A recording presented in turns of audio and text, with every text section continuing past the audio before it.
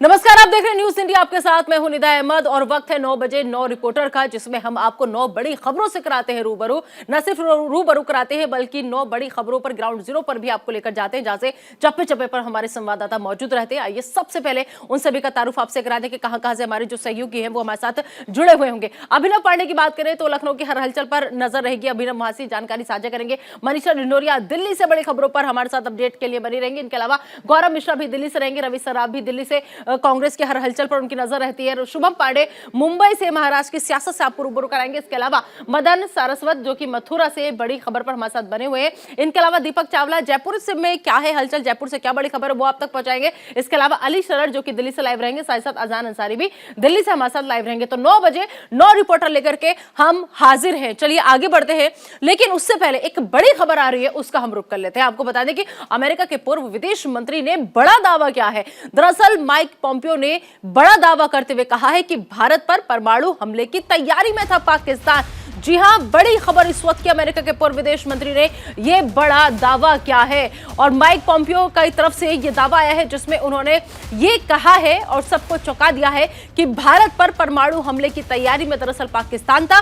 कब था यह भी आप सुन लीजिए। दरअसल सर्जिकल स्ट्राइक की थी हिंदुस्तान ने पाकिस्तान पर, और उसी सर्जिकल स्ट्राइक के बाद पाकिस्तान जो है वो हमला करना चाहता था। हमले को लेकर सुषमा स्वराज को जानकारी का दावा भी किया है कि इस हमले को लेकर सुषमा स्वराज को जानकारी थी। पॉम्पियो ने अपनी किताब नेवर गिव एन इंच में इस बात का उन्होंने दावा किया है। तो अमेरिका के पूर्व विदेश मंत्री हैं जिनका यह बड़ा दावा जो है सामने आया है। माइक पॉम्पियो ने बड़ा दावा अपनी किताब के जरिए क्या है, और सबसे बड़ी बात यह कि इतनी बड़ी जानकारी कि भारत पर परमाणु हमले की तैयारी में पाकिस्तान था। जब भारत ने सर्जिकल स्ट्राइक की थी और उसके बाद पाकिस्तान जो था वो हमला चाहता था भारत के ऊपर, लेकिन उन्होंने एक बात और ये कही कि इस हमले को लेकर सुषमा स्वराज को जानकारी थी। यानी कि उन्होंने सुषमा स्वराज को जानकारी का दावा क्या है। सुषमा स्वराज विदेश मंत्री हुआ करती थी। सुषमा स्वराज अब इस दुनिया में नहीं है, लेकिन उनके जानकारी के होने की बात कही गई है अमेरिका के मंत्री की तरफ से। इस खबर पर ज्यादा बातचीत के लिए सीधा रुख करेंगे विदेश मामलों के जानकार कमर आगा साहब का, जो इस वक्त हमारे साथ जुड़ चुके हैं।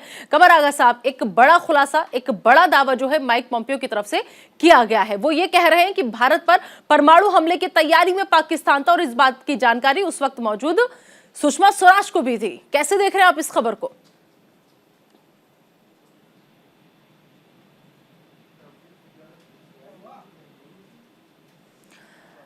कमर आगा साहब, आप तक मेरी आवाज पहुंच रही है?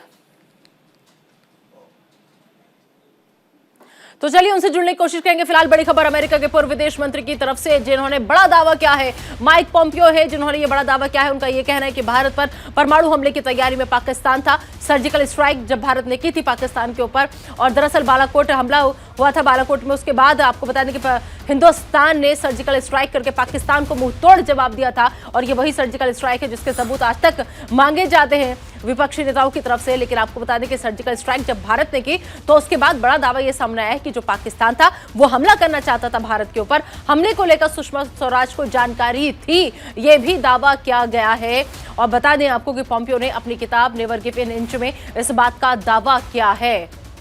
और एक बार फिर से कमल आगा साहब से जुड़ने की कोशिश करेंगे। कमल आगा साहब, बहुत बहुत स्वागत है आपका न्यूज इंडिया पर। अगर सर मेरी आवाज आप तक पहुंच रही है तो ये बड़ा दावा अमेरिका के पूर्व विदेश मंत्री की तरफ से कहा जा रहा है कि भारत पर परमाणु हमले की तैयारी में पाकिस्तान था उस वक्त जब सर्जिकल स्ट्राइक हुई थी, उसके बाद हमला करना चाहता था। कैसे देख रहे हैं आप इस खबर को? देखिए, पाकिस्तान की सेना भारत के मुकाबले में बहुत कमजोर है। वो लड़ने की स्थिति नहीं, उनकी सेना भी, एयरफोर्स भी और वो जब जरा भी उनको लगता है कि कोई मामला हो रहा है तो फौरन वो ये इस तरह का परमाणु ऑप्शन जो है वो उसको इस्तेमाल करने की बात करने लगते हैं और कोशिश करते हैं। मैं समझता हूँ इस वक्त समय बहुत खराब है पाकिस्तान में, और अराजकता की तरफ पाकिस्तान धीरे धीरे बढ़ रहा है। या पॉम्पियो साहब ने जो बात कही है और भी लोग कह चुके हैं, अमेरिकन भी जानते हैं। अब समय ये आ गया है कि सब मिलके यूरोप और अमेरिका के देश, जिनके अच्छे संबंध भी हैं पाकिस्तान से, और परमाणु वहाँ पे जो असलहे हैं उनको डिसमेंटल किया जाए, वहाँ से हटाया जाए, वरना एक बहुत बड़ी समस्या आ जाएगी। इसलिए कि आतंकवादी संगठन इतने वहाँ घूम रहे हैं जो इन पे जिनकी नजर काफी समय से वो न्यूक्लियर वेपन तो नहीं यूज कर सकते, लेकिन डर्टी बॉम्ब बना सकते हैं। उनके पास काफी इनरिच्ड न्यूक्लियर मटेरियल है, उसका इस्तेमाल करके ये डर्टी बम कहलाते हैं। लेकिन कमर आगा साहब, जिस तरीके से ये और दावा किया जा रहा है कि जो पाकिस्तान के नापाक मंसूबे थे, यानी कि भारत पर वो हमला करना चाहता था और इस हमले को लेकर सुषमा स्वराज को जानकारी का दावा किया जा रहा है, तो इतने साल तक ये बात दबी क्यों रही? अगर सुषमा जी उस वक्त, क्योंकि हैत थी, वो अभी नहीं है हमारे बीच, लेकिन अगर उनको इस बात की जानकारी थी तो ये चीज निकलकर पहले सामने क्यों नहीं आई? देखिए, गवर्नमेंट अपने हिसाब से चलती है जी। गवर्नमेंट का एक डिसीजन होता है, गवर्नमेंट ने इस पर फौरन प्रॉम्प्ट एक्शन लिया होगा। इन्हीं ने भी, अमेरिकन ने भी जी थ्रेट्स गए होंगे, और फिर उसके बाद ये था कि ये डिसीजन उस समय सरकार ने ये लिया होगा कि हम इसको बहुत ज्यादा आगे नहीं बढ़ाएंगे। जी। जो भी वजह रही हो, ये तो अब मैं समझता हूँ फॉरेन मिनिस्ट्री का एक स्पोक्स पर्सन बताएगा उसका क्या था। क्योंकि सुषमा स्वराज बहुत ही सुलझी हुई औरत थी और वो बातों को समझती थी।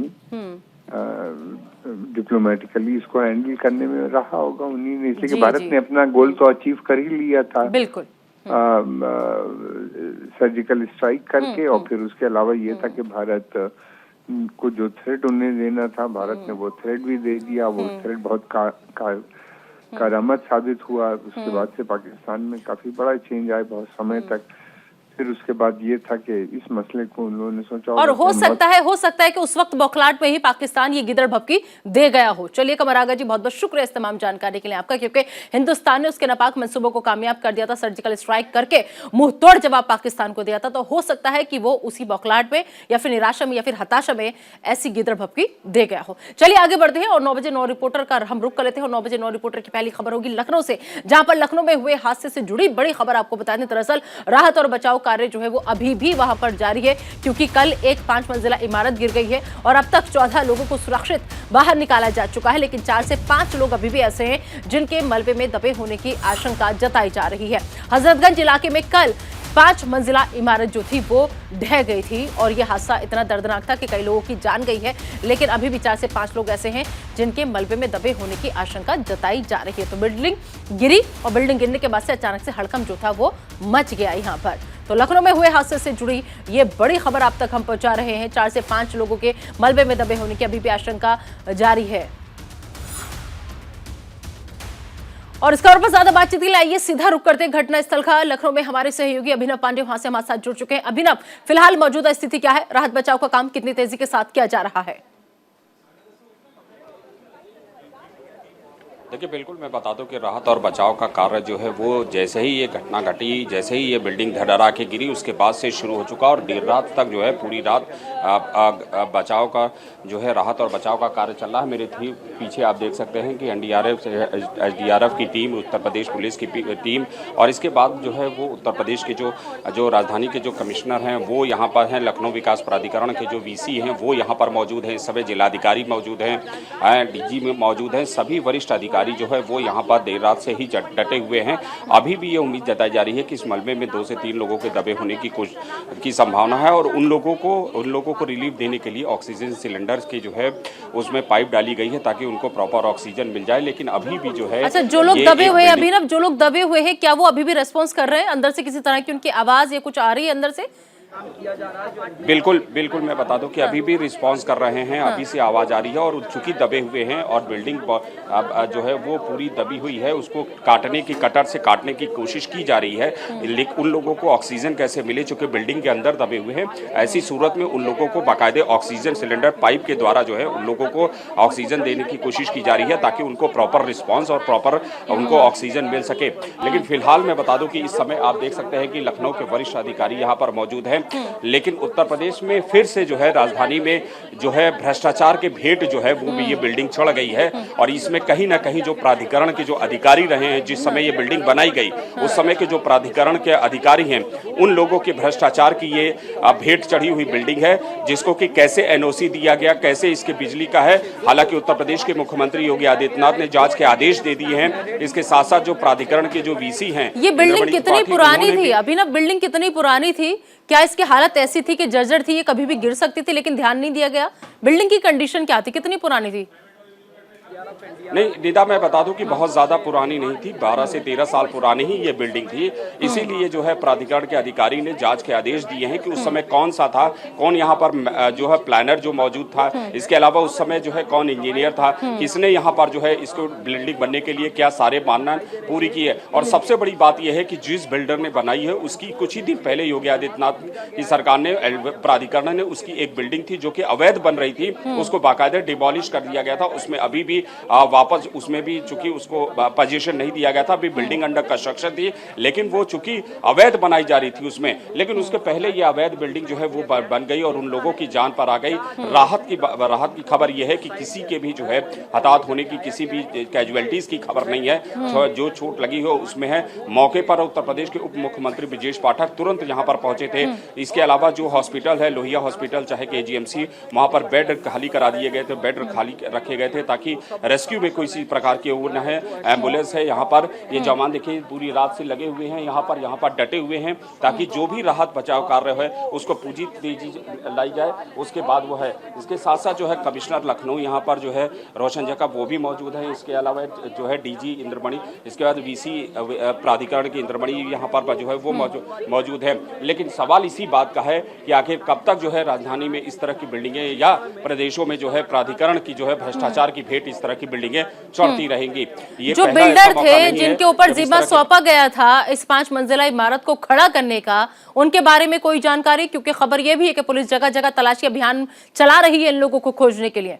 जारी है, उसको भी पुलिस बोले बिल्कुल मैं बता दूं कि उसकी भी तलाश की जा रही है। प्राधिकरण की जो है जो जिस बिल्डर ने इसको बनाया था, जिन लोगों के जो कौन इसमें जो है ठेकेदार था, किसकी कौन इसका जो है जो इस अपार्टमेंट जो बनाया गया था उसका बिल्डर है यहाँ पर, उन लोगों की जो है फिलहाल। लेकिन सबसे बड़ी प्रायोरिटी जो है इस समय प्राधिकरण और इस समय प्रशासन की है कि जो लोग भी इसके अंदर अभी दबे हुए हैं उन लोगों को कितनी जल्द से जल्द बाहर निकाला जाए ताकि उनको वापस जो है उपचार दिया जाए। इसके प्राधिकरण के अधिकारी सभी लोग यहाँ पर जो है पूरी रात से यहाँ पर डटे हुए हैं।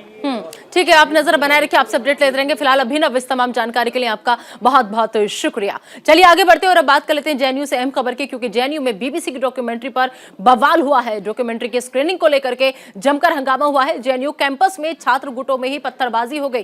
छात्रों ने पथराव के बाद मार्च निकाला। SFI ने ABVP पर पत्थरबाजी का आरोप लगाया है। पुलिस में शिकायत दर्ज कराने के बाद धरना किसी तरह से खत्म हुआ है। तो JNU प्रॉक्टर ऑफिस में शिकायत दर्ज कराएगा आज छात्र संघ। तो बड़ी खबर JNU परिसर से। दरअसल आपको बता दें कि JNU एक बार फिर बवाल का केंद्र बना हुआ है। गुजरात दंगों पर बनी BBC की बैन डॉक्यूमेंट्री पर यह विवाद हुआ है। India the Modi question documentary से कैंपस में तनाव जो है वो देखा जा रहा है। दरअसल कुछ छात्र डॉक्यूमेंट्री देख रहे थे, डॉक्यूमेंट्री देख रहे छात्रों पर पथराव किया गया। इंटरनेट बंद करने के साथ ही बिजली भी काट दी गई।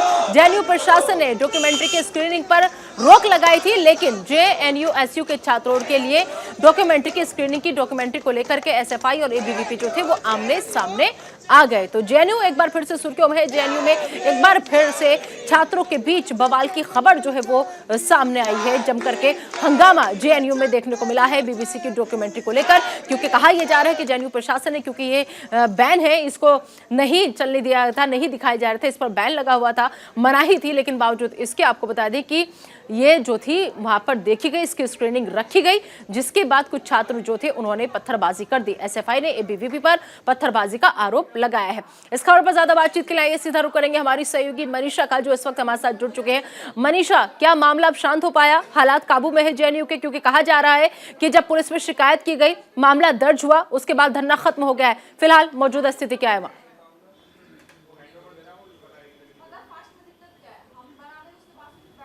बिल्कुल निदा, देखिए हालात अभी शांत है यहाँ पर, क्योंकि जो ABVP के छात्र हैं उन पर ये आरोप लगाया गया है। आयुषी घोष ने वसंत कुंज थाने में ये कंप्लेंट दर्ज कराई और 25 ABVP के छात्रों के खिलाफ जो है शिकायत दर्ज कराई है। जिस वक्त जो छात्र है, जो वामपंथी छात्र है, BBC के द्वारा बनाई गई डॉक्यूमेंट्री जो कि मोदी जी के बारे में है, जो 2002 के गुजरात दंगों को दर्शा रही है, वो डॉक्यूमेंट्री देखने के लिए जब छात्र एकत्रित हुए थे JNU के लॉन में, और वहाँ पर इंटरनेट बंद कर दिया गया, बिजली गुल कर दी गई, और उसी दौरान छात्रों ने दूसरे छात्रों पर, वामपंथी छात्रों पर जो कि ये डॉक्यूमेंट्री देख रहे थे, उन पर पथराव किया और उसी दौरान वहां पर जो है सुरक्षा बल तैनात किया गया और अभी 25 छात्रों पर जो है पुलिस कंप्लेंट FIR जो है दर्ज कराई गई है। अभी मामला वहां पर शांत है, लेकिन इसके बाद ही मैं आपको बता दूं, ये जो डॉक्यूमेंट्री है, आयशी घोष ने पहले ही ट्विटर पर बताया था कि बैन होने के बावजूद भी JNU में हम इसकी स्क्रीनिंग रखेंगे। और लेकिन JNU प्रशासन ने तो किसी भी स्क्रीनिंग की इजाजत दी ही नहीं थी मनीषा। अगर JNU प्रशासन ने भी इजाजत नहीं दी तो फिर कैसे इसकी स्क्रीनिंग कर दी गई?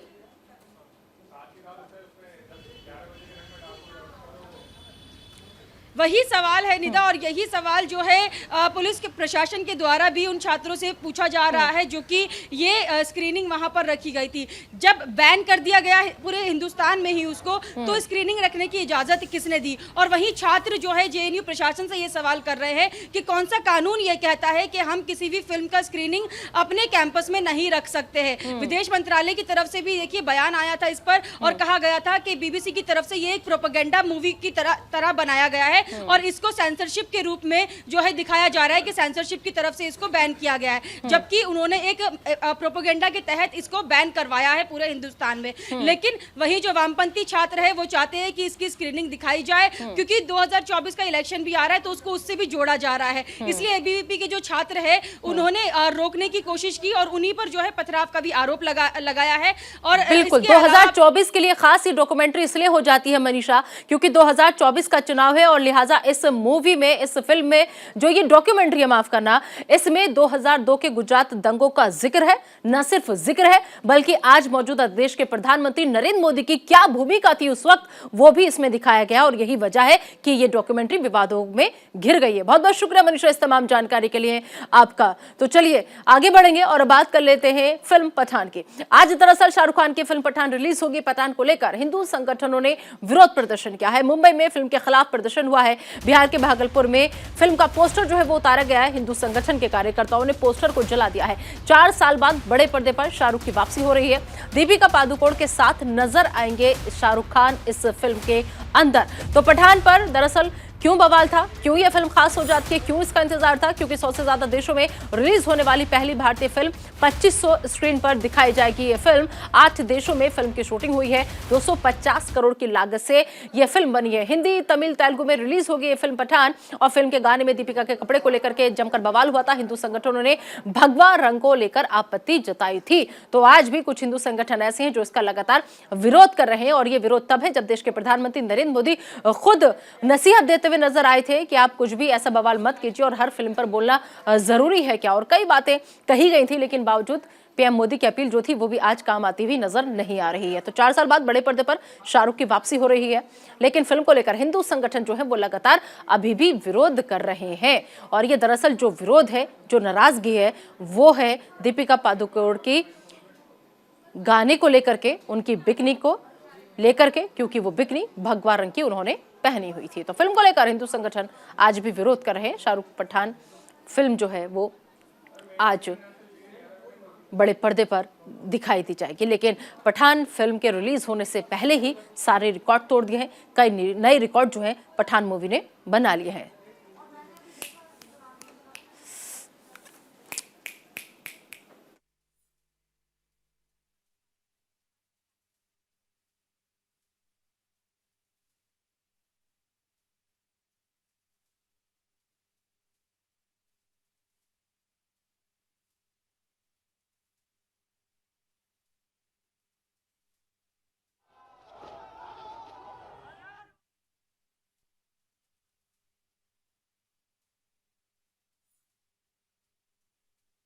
वापसी हुई है और आज ये फिल्म रिलीज हो चुकी है। कई सिनेमाघरों में ये फिल्म जो है वो दिखाई जाएगी, लेकिन आपको बता दें कि शाहरुख की पठान को लेकर अभी भी विरोध प्रदर्शन जो है वो लगातार जारी है, क्योंकि हिंदू संगठन जो है वो विरोध कर रहे हैं, जगह जगह पर प्रदर्शन कर रहे हैं। मुंबई की ये तस्वीरें फिलहाल सामने आई हैं। इस खबर पर ज्यादा बातचीत के लिए सीधा रुख करेंगे हमारे सहयोगी नमित त्यागी का। नमित, आखिरकार तमाम विवादों के बीच पठान मूवी की रिलीज डेट आज 25 तारीख आ गई, लेकिन अभी भी कुछ हिंदू संगठन ऐसे हैं जो लगातार विरोध कर रहे हैं। और ये विरोध तब है जब PM मोदी भी साफ साफ कह चुके हैं कि आप लोग ऐसा कुछ भी मत कीजिए।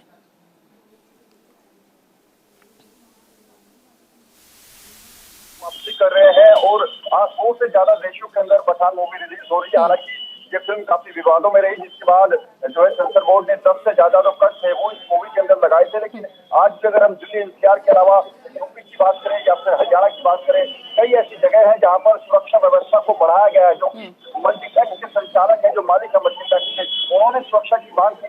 हिंदुवादी संगठनों ने पहले ये आश्वासन किया था कि हम जो है कि हम घरों के अंदर तोड़फोड़ कर सकते हैं। इसको लेकर दिल्ली के कई ऐसे इलाके हैं, डिलाइट सिनेमा की बात करें जो कि सुल्तान गेट पर है, या फिर नमपुर की बात करें जाफराबाद, गांधीनगर, ये ऐसे कुछ संवेदनशील इलाके हैं जहाँ पर जो सिंगल स्क्रीन सिनेमा हॉल है या फिर मल्टीप्लेक्स है, वहाँ पर सुरक्षा व्यवस्था को बढ़ाया गया है। न केवल दिल्ली पुलिस बल्कि पैरामिलिट्री फोर्सेस के जवानों को भी यहाँ पर तैनात किया गया है, ताकि अगर कुछ असामाजिक तत्व वहाँ पर प्रदर्शन करते हैं या फिर जो हिंदुवादी संगठन है, चाहे बजरंग दल की बात करें या फिर विश्व की बात करें, अगर वो प्रदर्शन करते हैं तो उसको कंट्रोल में किया जाए। लेकिन इतना कह सकते हैं कि पठान की रिलीज से पहले ही जो एडवांस बुकिंग में रिकॉर्ड तोड़ा है पठान ने।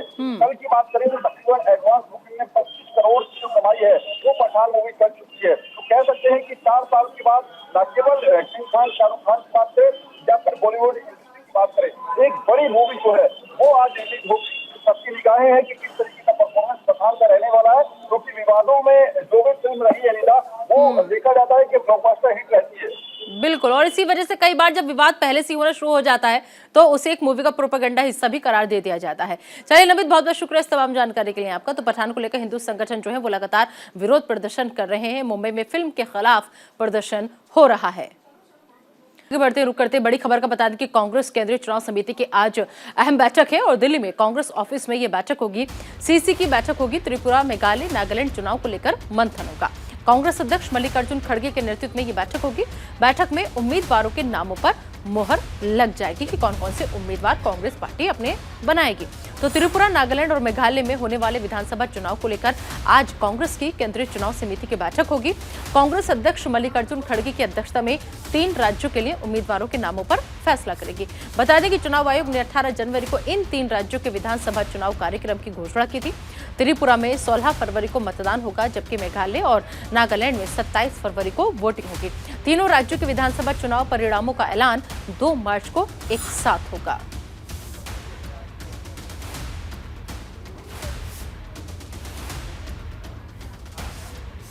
तो त्रिपुरा विधानसभा 60 सीटें हैं। 2018 में त्रिपुरा का चुनावी रिजल्ट जो रहा था वो बता दें बीजेपी के खाते में 36 गई थी, सीपीआईएम के 16 अन्य खाते में 8 गई थी। वहीं नागालैंड विधानसभा की बात करें 60 सीट है यहाँ पर। 2018 में नागालैंड का चुनावी रिजल्ट जो रहा था वो बीजेपी 12 और एनपीएफ 27, एनडीपीपी 16, अन्य 4। मेघालय विधानसभा की बात करें 60 सीट है यहाँ पर। 2018 में मेघालय का चुनावी रिजल्ट जो रहा था वो कांग्रेस के खाते में 21, एनडीपी 20, यूडीपी 6 और बीजेपी 2 और अन्य के खाते में 11 सीटें गई थी। इस खबर पर ज्यादा बातचीत के लिए आइए सीधा रुक करेंगे हमारे सहयोगी रवि सराफ का। रवि, कांग्रेस केंद्रीय चुनाव की आज बैठक जो है वो होने जा रही है। 3 राज्यों के जो उम्मीदवार हैं तय होंगे कि किस किस पर कांग्रेस पार्टी भरोसा जताएगी। चुनाव समिति की बैठक कितने बजे होनी है त्रिपुरा, मेघालय, नागालैंड चुनाव को लेकर? बिल्कुल, देखिए शाम 4 बजे से कांग्रेस मुख्यालय 24 अक्बर रोड में बैठक शुरू हो जाएगी, जिसमें 60 सीटें 3 राज्यों में उस पर फैसला ले लिया जाएगा। हालांकि देखिए इस वर्ष की अगर बात करें या 2024 की बात करें तो एक बड़ा विधानसभा चुनाव है 3 राज्यों का, जिससे एक मूड जनता का जो है पता चल जाएगा कि नॉर्थ ईस्ट से लेकर पूरे देश भर में क्या माहौल चल रहा है। इसी बाबत कांग्रेस पार्टी लगातार जुटी हुई है। त्रिपुरा और मेघालय, नागालैंड तीनों जगह पे कांग्रेस पार्टी का कार्यक्रम किया जा रहा है। हालांकि आपने देखा होगा जब तारीखों का ऐलान हुआ था तो नॉर्थ ईस्ट के जो प्रभारी डॉक्टर अजय कुमार, उन पर वहां पर हमला भी हुआ था। इसी को लेकर लगातार कांग्रेस पार्टी माहौल वहां पर बनाई हुई है और आज सीसी की महत्वपूर्ण बैठक है। शाम 4 बजे से कांग्रेस मुख्यालय में बैठक शुरू हो जाएगी और ये मान के चला जाए कि बहुत जल्द कांग्रेस पार्टी की जो पहली सूची है प्रत्याशियों की वो जारी हो जाएगी। जी ठीक है रवि, बहुत बहुत शुक्रिया इस तमाम जानकारी के लिए आपका। तो आज मंथन होगा नामों का, उसके बाद बहुत जल्द पहली सूची जारी होने की उम्मीद की जा रही है। चलिए आगे बढ़ते हैं और रुक कर लेते हैं एक और अहम खबर का। आपको बता दें कि दरअसल बॉम्बे हाईकोर्ट में राहुल गांधी पर मुकदमे की आज अहम सुनवाई होनी है और ये जो मुकदमा है वो है मानहानि का। मानहानि के मुकदमे में राहुल गांधी पर सुनवाई होगी। 2018 में दरअसल राहुल गांधी ने पीएम मोदी पर टिप्पणी की थी। राहुल गांधी ने पीएम मोदी को कमांडर इन चीफ बताया था। उसी को लेकर मानहानि के मुकदमे में राहुल गांधी पर आज सुनवाई जो है वो होनी है। तो मानहानि के मुकदमे पर 2018 में दरअसल राहुल गांधी ने पीएम मोदी पर टिप्पणी की थी। मुंबई हाईकोर्ट में आज राहुल गांधी पर सुनवाई होगी। राहुल गांधी ने पीएम मोदी को कमांडर इन चीफ बताया था। तो मानहानि मामले में आज राहुल गांधी पर यह सुनवाई। 2018 में पीएम मोदी पर राहुल गांधी ने टिप्पणी की थी। तो मानहानि का मुकदमा राहुल गांधी के ऊपर दर्ज है और आज मुंबई हाईकोर्ट में राहुल गांधी पर सुनवाई होगी इसी मामले में। 2018 में राहुल ने दरअसल ही पीएम मोदी पर यह टिप्पणी की थी और उसी को लेकर के आज इस मामले में सुनवाई होनी है।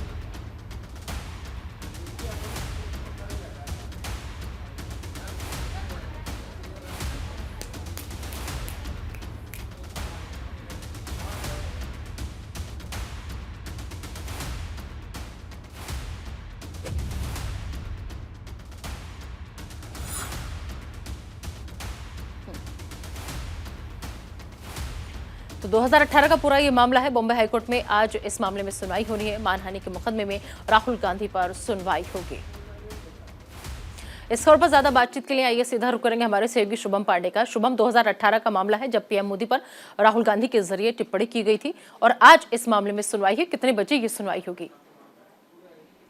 देखिए बिल्कुल निदा जी, अगर बता दें ये मामला जो है साल 2018 का है, जब 2019 में लोकसभा चुनाव तो उससे पहले राफेल का मुद्दा इस वक्त देश में बहुत चर्चा में था। उस वक्त राहुल गांधी ने पीएम मोदी की तुलना कमांडर इन चीफ से कर दी थी कि राफेल का जो सौदा है उसमें commander in chief PM Modi है। उसी की तरफ समर्थक ने जो है बॉम्बे हाईकोर्ट में राहुल गांधी के ऊपर मानहानि का केस ठोक दिया था। उस मामले में इस मामले 2 सुनवाई थी, लेकिन आज 25 जनवरी के दिन एक बार फिर बॉम्बे हाईकोर्ट मामले की सुनवाई हुई। दोपहर के बाद इस मामले में हियरिंग्स कुल मिलाकर जिस तरीके से कहा जाए कि ये मामला जिस तरह से राफेल के मुद्दे से जुड़ा हुआ था, उसी को लेकर यहाँ पर दोनों पक्षों की तरफ से जो दलीलें हैं वो रखी जाएंगी। हालांकि मामला कितना और लंबा चलेगा तो आने वाला वक्त ही बताएगा, लेकिन दलीलें पूरी हो चुकी थी। अब इस पे आज फैसला जो है वो आज आ सकता है या जो कोर्ट है वो शायद अगली तारीख दे सकता है, क्योंकि बड़े नेताओं का मामला है। पीएम मोदी से जुड़ा हुआ है, राहुल गांधी से जुड़ा, दोनों बड़े नेता है देश के। इस वजह से शायद हाईकोर्ट भी जो है ये ठोक ठोक के कदम रख रही है या वो भी सोची कि फैसला किस तरह से दिया जाए।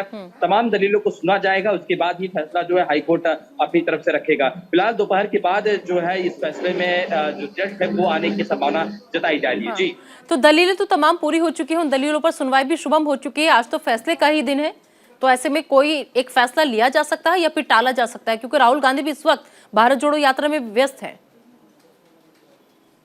देखिए जिस तरह से तो इससे पहले 2 से 3 हियरिंग हो चुकी है। दोनों तरफ से सरकारी दलील, पीएम मोदी की जो याचिकाकर्ता है उनकी तरफ से दलीलें रखी गई थी, राहुल गांधी की तरफ से जो वकील उन्होंने अपनी दलीलें रखी गई है।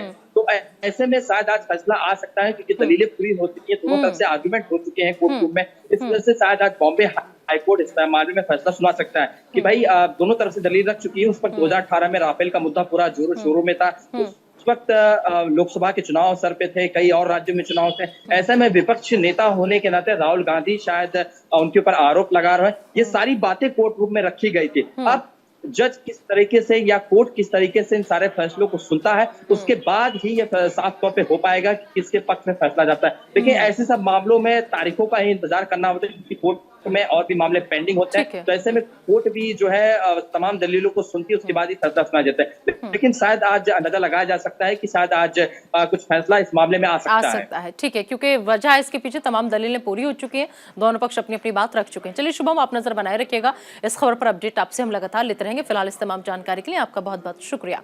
मथुरा से बड़ी खबर का रुख कर लेते हैं। आपको बता दें कि मथुरा से इस वक्त की बड़ी खबर, श्री कृष्ण जन्मभूमि विवाद में आज फिर से सुनवाई है। मथुरा कोर्ट में मामले की सुनवाई होगी। एडिशनल सिविल जज के सीनियर डिवीजन 3 में ये सुनवाई होगी। तो कृष्ण जन्मभूमि शाही ईदगाह विवाद से जुड़ी यह अहम खबर, जहां पर बता दें आपको कि श्री कृष्ण जन्म स्थान की 13.37 एकड़ जमीन पर यह पूरा विवाद है और करीब 11 एकड़ जमीन पर श्री कृष्ण जन्म स्थान मंदिर बना हुआ है और इसके अलावा 2.37 एकड़ जमीन पर शाही ईदगाह मस्जिद है। याचिका में ईदगाह मस्जिद हटाकर हिंदू पक्ष को देने की मांग की गई है। 1968 में जमीन को लेकर हुए समझौते को रद्द करने की मांग की गई है। तो कृष्ण जन्मभूमि शाही ईदगाह मामले की आज मथुरा जिला कोर्ट में सुनवाई होगी। बता दें कि 20 जनवरी को श्री कृष्ण जन्मभूमि शाही ईदगाह मस्जिद विवाद मामले में हिंदू सेना अमीन सर्वे मामले की सुनवाई करते हुए मामले को सूचीबद्ध किया था और वहीं अगली सुनवाई आज की जाएगी। सुनवाई के दौरान दोनों पक्षों ने कोर्ट में अपनी अपनी दलीलें पेश की थी। तो मथुरा से इस वक्त की बड़ी खबर, मथुरा कोर्ट में आज सुनवाई होने जा रही है। श्री कृष्ण जन्मभूमि विवाद में आज फिर सुनवाई होगी। तो मथुरा कोर्ट में यह अहम सुनवाई होगी। तो एडिशनल सिविल जज के सीनियर डिवीजन 3 में ये आज अहम सुनवाई होनी है। दरअसल आपको बताएं कि हिंदू पक्ष जो है वो लगातार शाही ईदगाह मस्जिद जो 2.37 एकड़ में बनी हुई है उसको मंदिर को सौंपने की मांग कर रहा है, हिंदू पक्ष को सौंपने की मांग कर रहा है। अब देखना होगा कि जब मथुरा कोर्ट में सुनवाई होगी तो सुनवाई के बाद क्या कुछ निकलकर सामने आता है।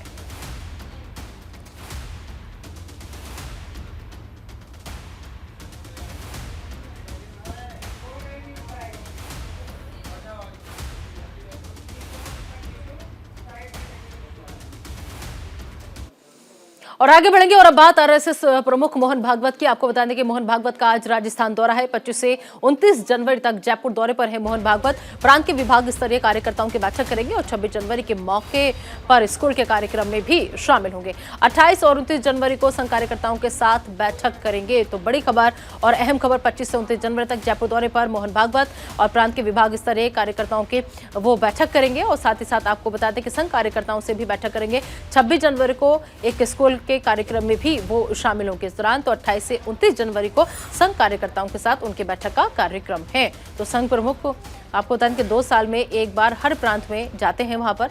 और संघ को 2025 में 100 साल पूरे होने भी जा रहे हैं और 100 साल पूरे होने की तैयारियों पर भी फोकस जो है वो रहेगा राजस्थान दौरे के दौरान। 100 साल में क्या बदलाव लेकर के आए हैं, इस पर चर्चा होगी। 5 दिन तक जयपुर में मोहन भागवत रहने वाले हैं। तो मोहन भागवत का राजस्थान दौरा है और इस दौरान कई कार्यक्रमों में वो हिस्से लेंगे, कई बैठकें करेंगे, कई लोगों से मुलाकात करेंगे। 800 कार्यकर्ता के परिवार ऐसे हैं जिनसे मुलाकात का भी उनका कार्यक्रम है।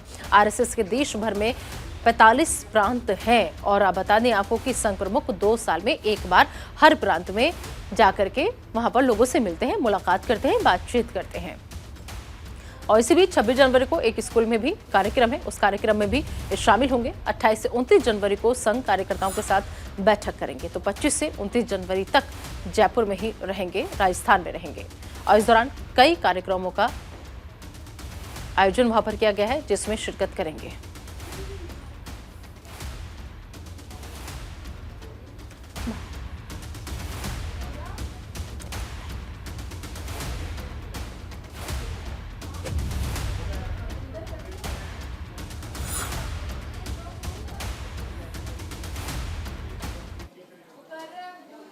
और चलिए एक और बड़ी खबर आप तक पहुंचा दें। दिल्ली की अदालत में जैकलीन पर सुनवाई होगी। पटियाला हाउस कोर्ट में आज सुनवाई होगी। जैकलीन ने दुबई जाने के लिए कोर्ट से इजाजत मांगी है। 29 जनवरी को दुबई जाने के लिए ये इजाजत मांगी गई है। मनी लॉन्ड्रिंग मामले में आरोपी है जैकलीन फर्नांडिस। तो बड़ी खबर, पटियाला हाउस कोर्ट में आज अहम सुनवाई जो है वो होने जा रही है जैकलीन को लेकर के। तो जैकलीन ने दुबई जाने के लिए दरअसल कोर्ट से इजाजत मांगी थी और अब उन्हें इजाजत मिलती है या नहीं मिलती है ये देखना होगा, क्योंकि 29 जनवरी को दुबई जाना चाहती है जैकलीन और 29 जनवरी को दुबई जाने की इजाजत उन्होंने मांगी थी। मनी लॉन्ड्रिंग मामले में आरोपी है जैकलीन फर्नांडिस। और बता दें आपको कि दरअसल ठग सुकेश चंद्रशेखर से जुड़े 200 करोड़ रुपए का ये पूरा मामला है। मनी लॉन्ड्रिंग मामले में जैकलीन फर्नांडिस का नाम जो है वो शामिल है और जैकलीन पर सुकेश के घर समेत कई महंगे गिफ्ट लेने का आरोप है। ईडी और दिल्ली पुलिस इस मामले की जांच कर रही है, पूरे मामले की। और बता दें आपको कि जैकलीन ने पूछताछ में गिफ्ट लेने की बात को स्वीकार भी किया है, वो कबूल कर चुकी हैं। जैकलीन ने 29 जनवरी को दुबई जाने की फिलहाल इजाजत जो है वो मांगी है। 29 जनवरी को दुबई जाना चाहती हैं। जैकलीन ने पिछले साल विदेश जाने की अनुमति मांगी थी और पटियाला हाउस कोर्ट में आज इसी बात को लेकर के सुनवाई होगी कि जैकलीन ने जो दुबई जाने के लिए इजाजत मांगी है। अब देखना होगा सुनवाई के दौरान जैकलीन को इजाजत मिलती है या नहीं मिलती है। इस खबर पर ज्यादा बातचीत के लिए आइए सीधा रुख करेंगे हमारे सहयोगी अली शरर का। अली, जैकलीन ने 29 जनवरी के लिए इजाजत मांगी है दुबई जाने की। आज अहम सुनवाई इस पूरे मामले में होने जा रही है। क्या लग रहा है आपको, क्योंकि अभी तक का जो रिकॉर्ड रहा है वो ये रहा है कि जैकलीन लगातार सहयोग कर रही हैं, तो क्या उनको परमिशन मिल सकती है या फिर केस प्रभावित होगा अगर वो विदेश जाती हैं?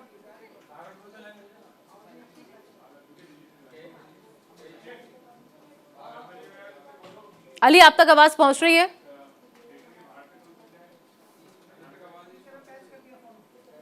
तो अली, हमारे सहयोगी हमारे साथ जुड़ने की कोशिश कर रहे थे, नहीं जुड़ पाए हैं हमारे साथ। तो पटियाला हाउस कोर्ट में आज सुनवाई जैकलीन मामले में होनी है। बता दें आपको कि पटियाला हाउस कोर्ट में आज ये अहम सुनवाई होगी। एक बार फिर से अली से जुड़ने की कोशिश करेंगे। अली, अगर अब तक मेरी आवाज आ रही है तो आपसे समझना चाहेंगे कि जैकलीन ने 29 जनवरी को दुबई जाने की इजाजत मांगी है, लेकिन क्या इजाजत मिल पाएगी? क्योंकि कहा यह जा रहा है कि अगर जैकलीन चली जाती है तो केस प्रभावित हो सकता है।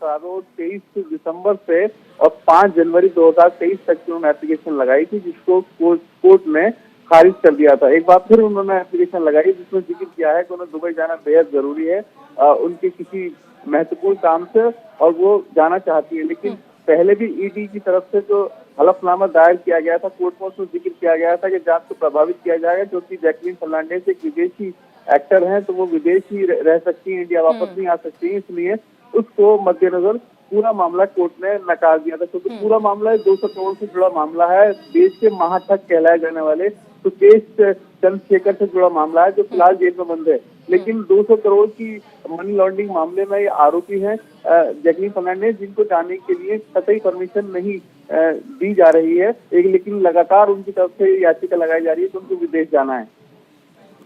लेकिन लगातार उनकी तरफ से अर्जी लगाई जा रही है अली इस पूरे मामले में।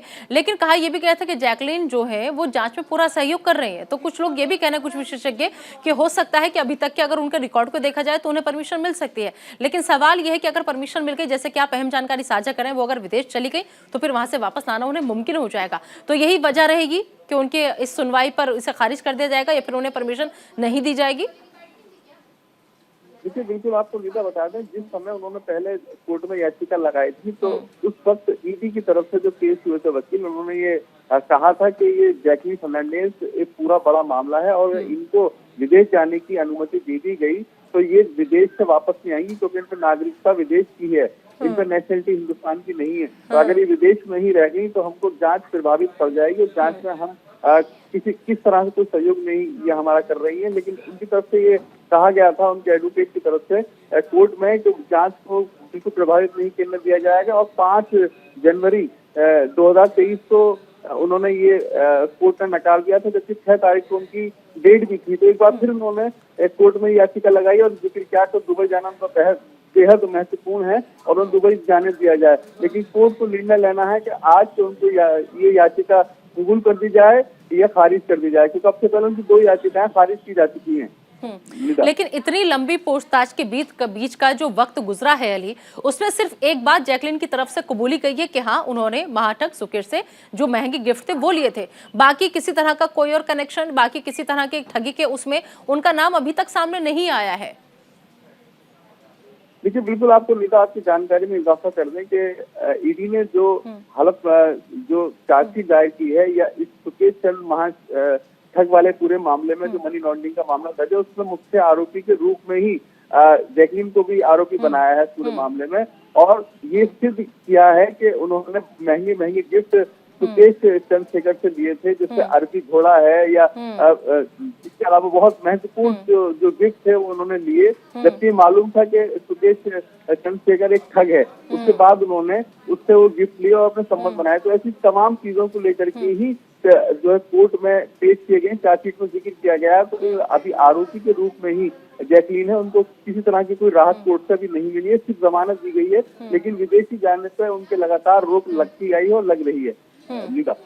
ठीक है अली, आप नजर बनाए रखिएगा सब खबर पर, आप अपडेट लेते रहेंगे। फिलहाल इस तमाम जानकारी के लिए आपका बहुत बहुत शुक्रिया। चलिए आगे बढ़ते हैं, बात कर लेते हैं दिल्ली एनसीआर में बदले मौसम के मिजाज की, बिगड़े मौसम के मिजाज की। दरअसल दिल्ली एनसीआर में बारिश का येलो अलर्ट जो है वो जारी किया गया है। आज दिल्ली एनसीआर में बारिश का अनुमान लगाया जा रहा है। बारिश के बाद दिल्ली में फिर से ठंड जो है वो बढ़ जाएगी। बारिश से हवा की गुणवत्ता में सुधार की उम्मीद हालांकि की जा रही है।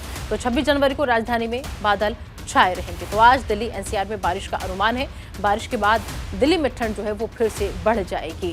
तो बारिश के बाद तापमान में आपको बताने की गिरावट आएगी। 26 जनवरी को राजधानी में बादल छाए रहने का अनुमान है। तो बारिश से हालांकि हवा की जो गुणवत्ता की क्वालिटी जो खराब है उसकी सुधार की उम्मीद की जा रही है कि अगर बारिश होती है तो हवा की गुणवत्ता में सुधार होगा। तो दिल्ली एनसीआर में बारिश का येलो अलर्ट जारी कर दिया गया है। तो आज दिल्ली एनसीआर में बारिश का अनुमान है। तो पहले से ही ठंड बहुत ज्यादा पड़ रही है, ऐसे में अगर बारिश हो जाएगी, मौसम का मिजाज और ज्यादा बिगड़ेगा तो जाहिर सी बात है कि दिल्ली में ठंड भी बढ़ जाएगी। तो 26 जनवरी यानी कि कल राजधानी में बादल छाए रहने की उम्मीद जो है वो जताई जा रही है, लेकिन बारिश से हवा की गुणवत्ता में सुधार की उम्मीद की जा रही है।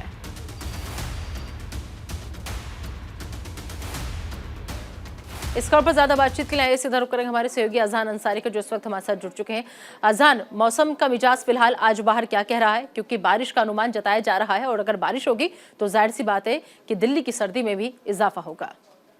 देखिए बिल्कुल, आज की बात कर ली जाए तो सुबह से बादल छाए हुए हैं। आज भी बारिश पड़ने की संभावना जताई जा रही है। हालांकि बीते कल भी बादल छाए हुए थे, लेकिन राजधानी दिल्ली में बारिश नहीं पड़ी है।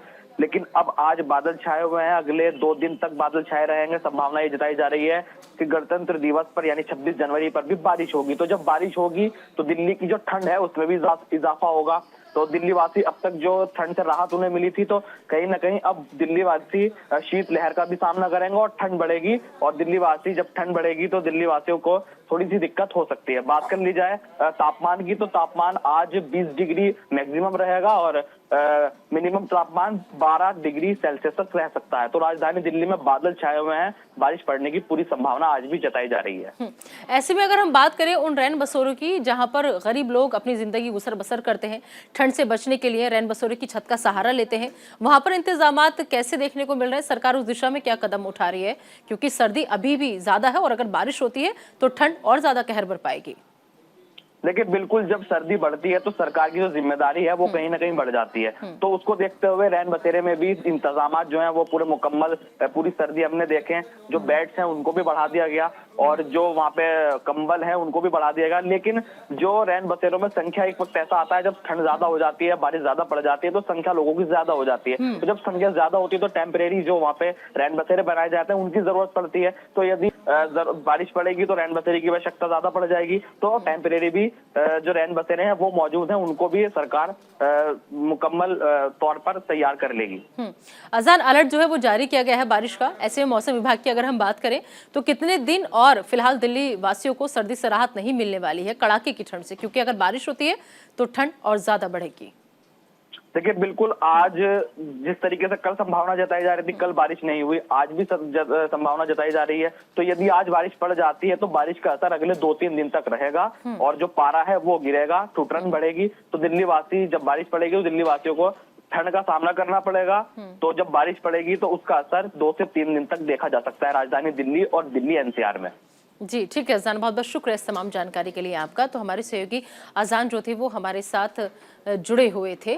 और चलिए आगे बढ़ते हैं, आगरा की बात करेंगे। आगरा में यमुना नदी से एक कार बरामद की गई है और इस कार का मालिक पिछले 3 दिनों से लापता बताया जा रहा है।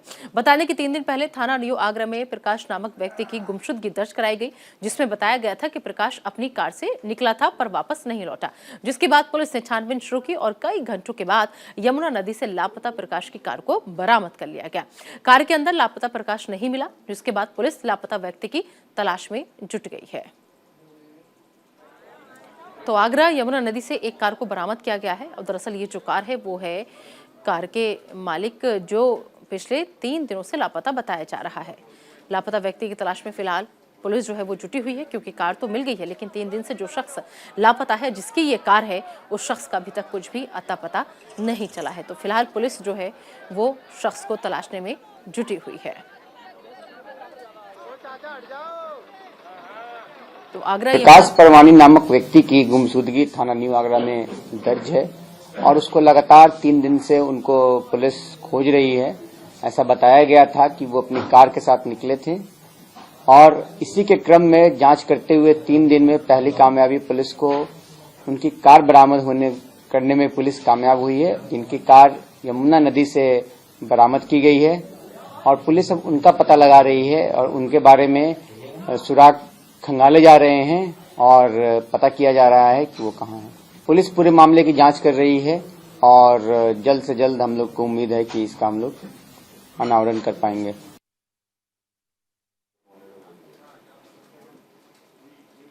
तो फिलहाल इस बुलेटिन में अभी के लिए इतना ही। आप दीजिए इजाजत, लेकिन बने रहिए न्यूज़ इंडिया के साथ।